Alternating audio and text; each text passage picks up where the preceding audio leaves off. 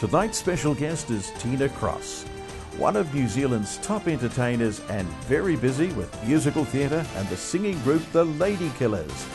Big thanks to Tina for dropping in tonight for a catch-up. We welcome Tina Cross as our special guest on The Beat Goes On. Tina Cross. Hello, my darling. Welcome to The Beat Goes On. Thank you, great to be here. You know, there's been complaints for weeks now that there's no glamour on The Beat Goes On. Well, So, somebody call Tina Cross. We need some glamour on the show. I'm chuffed that you'd actually, how would my friends put it? Yes, well, she doesn't walk out to the letterbox without makeup on. It's actually quite true. Well, you're looking... So if you call that glamour... You're looking beautiful today. Thank you. Beautiful. What's your secret? I mean... It's actually good nutrition, really attention paid to exercise, and a lot of it. Not just a little bit. I've always been an exercise. What's a lot I wouldn't of say a exercise? fanatic. Well, I was at the gym, if not the gym, then outside exercising 6 times last week. And that is only because I'm in Auckland at the moment. So, of course, that all goes out the window with people like us and entertainment where we're travelling and what have you. So, hey, I do it when I can. And I've also been known to do my own little exercises in my hotel room. So, you know, I'm pretty pedantic about it. But also, so it's exercise, it's diet, and it's also good use of good products. So skincare, hair products, just everything that I think at the end of the day, you can Google anything you need to find out about. And if you don't Google it, you end up meeting people. Well, we're proud of you because you're a baby boomer. I am. You're one of the lower end of the baby boomers. What are we allowed to mention? What year you were born? Yes, I was born January 1959. 1959. Well, I mean, that's the tail end of the baby boomers, but we're proud to have you as a great representative. Yeah, I'm stoked to be a baby boomer too. I don't know if I like the name of those next generations that come along. Generation X. I X, think yeah. Generation X is next coming on. But look, what a wonderful life you've had. I mean, when you get to the pearly gates, St. Peter's going to say, well, what did you think of that life, Tina? And you said, look, it was terrific, because right from the word go, you had a great voice, you had the looks, and of course you were out there entertaining, weren't you? Can you Yes. remember your first instincts about wanting to be an entertainer? Yeah, I can. I was a wee little tot, and I used to just sing anywhere, anytime. You'd have the hairbrush in front of the mirror. Well, no, I'm talking 3 and 4 year old. 3 and 4, and wow. and interestingly enough, I come from a fairly large Māori family. Well, we're Māori, Croatian, Scottish. Our background. And Mum said to me, when you were a little wee girl, you would stand up and sing no problem. As I got older, as children do, you start to become a little bit more self-conscious, yeah. And they said to me when I was probably about 8 or 9, we really think you should go and have some lessons, because I didn't want to have lessons. But you kind of morph into something or other when you're in primary, intermediate school. I guess the opportunities now, in some ways, are greater, or the pressure's greater. You know, the vehicles that our young people look at in order to, I want to be a singer. Hey, easy. You see it on telly. You can see it on YouTube. You can see it anywhere now. Whereas back in our day, one channel, and you're looking at it and you're listening to your records, your albums. If your parents had a record player, you're thinking, well, radio. Hey, I'd like to sing like whoever it may have been, Lulu or whoever it may have been at the time. But probably by the time I was 10 or 11, my sister and I were singing in Little Talent Quest, and actually I wanted to be Susie from the Chicks and she wanted to be Judy. So we had our role models, and it's great singing with Suzanne now. Today you're with the Ladykillers. Isn't that wonderful? Yeah. It's fantastic, sort of like full circle. So by the time I hit high school, I thought maybe it was going to be a hobby. But as fate would have it, we had a high school band at my high school at the time, Penrose High School, now renamed One Tree Hill College. And the band auditioned for Opportunity Knocks. So our friend Ray Columbus was doing the auditions. Ray Columbus. Yeah, our dear friend. Yes. And he discovered me, along with my girlfriend in the band at the time, Kim Hart. Wow, weren't they great days? And we thought they'd never end. We'd sing and dance forever and a day. But it's changed, hasn't it? Everything changes. And I mean, the whole singing, dancing thing now of the early days of television, where I went in as a singer, but we were all choreographed, we were all given movement, you know, even if it was just step left, step right sort of thing, or a box step. It's interesting because later on, when I did Dancing with the Stars in 2000 and 8, I think it was.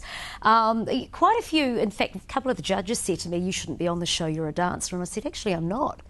I've had no technical training whatsoever, but I have been thrown into situations where I've been given movement, and hey, you fake it till you make it." So, which is what I've been known to do. And then you went to Australia. I mean, we'll jump ahead a little bit here because, I mean, we could be here for 2 days. I mean, it's such a wonderful life. But I did laugh at a comment that you had on your website that said you discovered in Australia that you joined a band as a rock chick, but you came to the conclusion you were no drinker, no druggie, or a sex goddess. So no, I don't know if I had that. Are you sure you read goddess? Yeah, or maybe a sex maniac. No, never.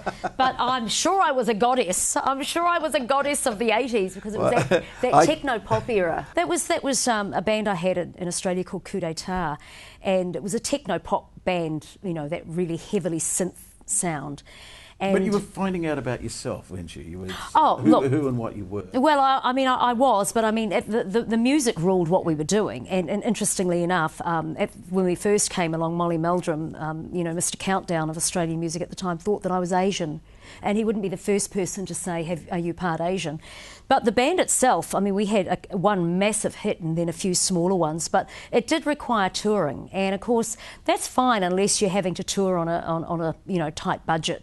But the reason I brought that up was, sure enough, years later, you're back in New Zealand now, of course, but you go into musicals, stage musicals, which really did say at that time that there was a yearning in your heart to express yourself in more ballady, more big numbers, wasn't it? Well, I think probably more, I don't know if it's credible, but with age comes something that's a little bit deeper. And right through my early days, people had been saying, "Why are you not doing musical theatre?" But the techno-pop era was the recording era. Yeah, that's right. So if you can get a record away, of course, you've got a crack at making it, you know, internationally. A musical theatre career is quite different. You become the triple threat. So you're singing, you're dancing and you're acting, and those are the 3 disciplines that you must have. So I'd had a little bit of a feel for particularly dancing and acting, but not major. So when I moved back to New Zealand after 10 years in Australia, it was a once again morphing into reinvention. Yes. So for me, the obvious was there was an opportunity to audition for the Rocky Horror Show, which Trisha and Stuart McPherson were doing at the time. And it was interesting because it was an all-star cast. So we had Ray Wolfe, Jennifer Ward-Leland, Andrew Binns, Stuart Deviney, all well-known performers. Quite a few others as well. But the entire cast, apart from ensemble, were known.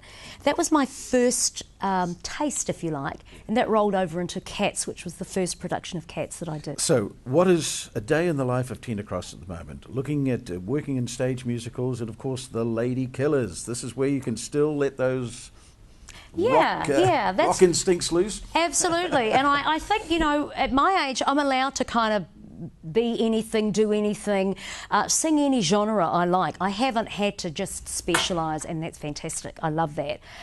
Sorry, table. But the Ladykillers has provided yet another platform because, you know, again, that's all about vocal harmony. Yeah. And I think the other great thing about the Ladykillers is we're all great mates. We all have huge respect for one another. That's Jackie Clark, Suzanne Lynch, myself, and lovely Taisha has moved on now, not currently with the Ladykillers, but... Have you replaced her? Or have you... Well, Annie Crummer is performing with us as yeah. a special guest. So the 4 of us, we're actually performing in Invercargill this weekend. You know, we're still working, but hey, syncing up 4 diaries is not easy. Now, the greatest thing of all, in the end, is your attitude to everything. Now, you've got a great attitude. Where did that come from, that good attitude you've got to things? Oh, look, I think you're born with that great attitude. I think you're born with that optimistic... You see a solution as opposed to seeing a problem. I think there's always a solution, and I actually enjoy finding an answer and a solution. I mean, it's just one of those things. I think life would be incredibly boring if everything were just laid out and you just went, okay, I just have to step into that and everything's going to happen around me. I recently did a concert with the Roger Fox Wellington Jazz Orchestra, and he rang me and he said, "You're keen on Ella Fitzgerald, aren't you?" And I said, you know, I'm kind of at that age now where I feel that I can credibly do Ella. And I've dabbled with Ella over the years. Lou Prime gave me some jazz records way back when I supported Sammy Davis Jr. in the late 70s. And he said, you can't be singing that disco stuff. when you're Sammy's support. And I went, okay, let me learn some standards. Yeah. But I said to Roger, are you serious? Are you happy for me to do 7 or 8 Ella tunes? So I have to tell you, I took some of her toughest arrangements and I nailed them. I was so pleased. And you know, that for me is a goal. People may think, well, you're a singer, you should be able to do. But there are sometimes... There are targets all the time. Sometimes singers kind of go, well, I do what's safe and I do what's comfortable. I think it's really nice to step out of that. Now, that's career side, but of course you've got your family side. You've got a wonderful family. I have. People love to hear about that. How many children did you end up Only 2. Only 2? I ended up having 2 children, yeah. My son was born in Sydney back in the Sydney days. They're growing up, of course, now. Oh, he's now 23 and my daughter's now 20. Wow. And he's travelling overseas at the moment and she's still at home with us. I've often thought about that because... you know, you can have all the success in the music world, but your greatest creation in the end is your 2 children, isn't it? That's the greatest creation. That is not only the greatest, it's your main creation. Yes, exactly. Because my children, and of course my husband, who I've been with, believe it or not, for 32 years, they are the people that are there at the end of the day. You know, they're the ones that you start the day off with, unless they're not at home at the moment, which my son isn't. But, and they're the ones that you can rely on to tell you the honest truth as well. Like, oh, actually, Mum, I didn't like that song. Or why did you wear that? Or, you know, I mean, it's great because I think having constructive criticism from people who are close to you and who love you, as well as people in the industry who know you well enough to say, just going to give you a bit of advice, T, I think that's wonderful too. Well, look, the time's just gone like that, hasn't it? I talk too much. No, you don't. It's wonderful to hear you philosophise on life, but what about philosophy? Can you sum it all up, the journey? I know it's not over yet. There's another good 50 years left, but in a nutshell. I think the key to continuing what you love to do, continuing doing it well, is to be always looking outside the box or looking outside the square. So my core is singing and entertainment, but I have so many other interests and there is always something else you'll want to do beyond that. Yeah. That might be, you know, the cover of what people see you as being, and in fact, it's what I guess it's your spark and it's what you give, and that's what entertainment has done for me. It's allowed me to actually project, but not just as a performer, as a person. And oh, you just watch this space. There are some projects coming up.